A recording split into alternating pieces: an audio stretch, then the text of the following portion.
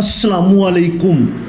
تاریخ کے اوراق گواہ ہیں کہ جب دنیا سو رہی تھی تب ایک ننھی آنکھ میں 800 سال پرانی بشارت پل رہی تھی۔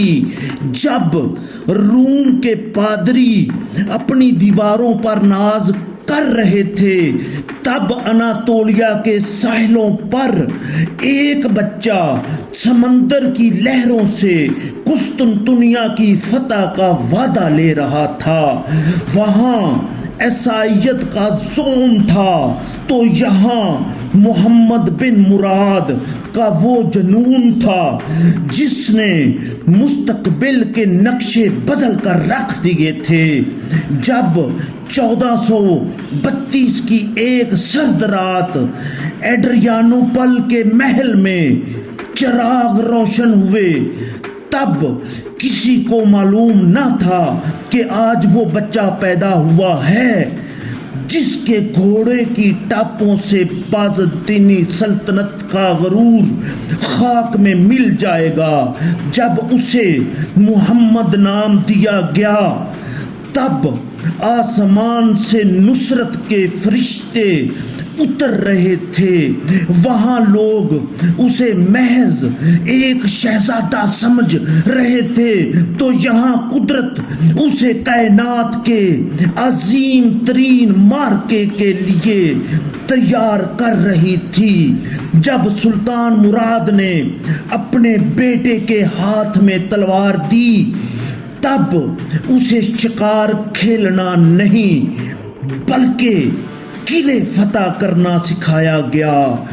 جب استاد آق شمس الدین نے اس کی انگلی پکڑ کر سمندر کی طرف اشارہ کیا اور کہا کہ اے محمد کیا تم دیکھ رہے ہو؟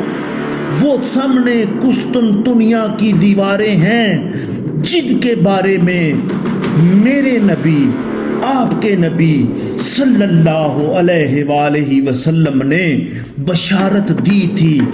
تب اس ننھے محمد صلی اللہ علیہ وسلم کے دل میں ایک ایسا طوفان اٹھا جس نے اسے بچپن سے جینے نہ دیا۔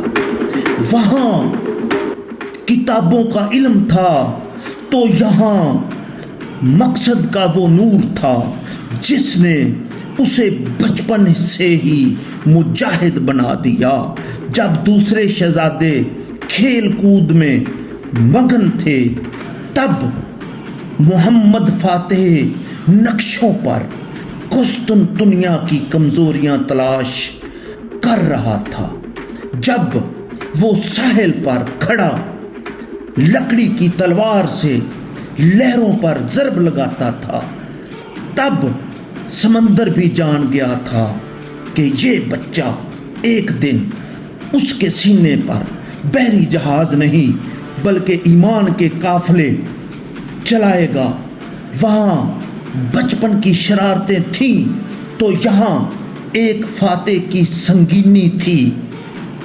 جب باپ نے اسے تخت سونپا تب اپنوں نے اسے بچہ سمجھ کر بغاوت کر دی، لیکن جب بچے نے خط لکھا کہ اگر آپ سلطان ہیں تو آ کر اپنی فوج سنبھال لیں اور اگر میں سلطان ہوں تو میں آپ کو حکم دیتا ہوں کہ میری مدد کو پہنچیں، تب دنیا نے جانا کہ اس کے سینے میں ایک بچے کا نہیں بلکہ ایک شیر کا دل دھڑک رہا ہے۔ وہ سازشیں تھیں تو یہاں وہ پختہ عزم تھا جس کے سامنے پہاڑ بھی راستہ چھوڑ دیتے ہیں۔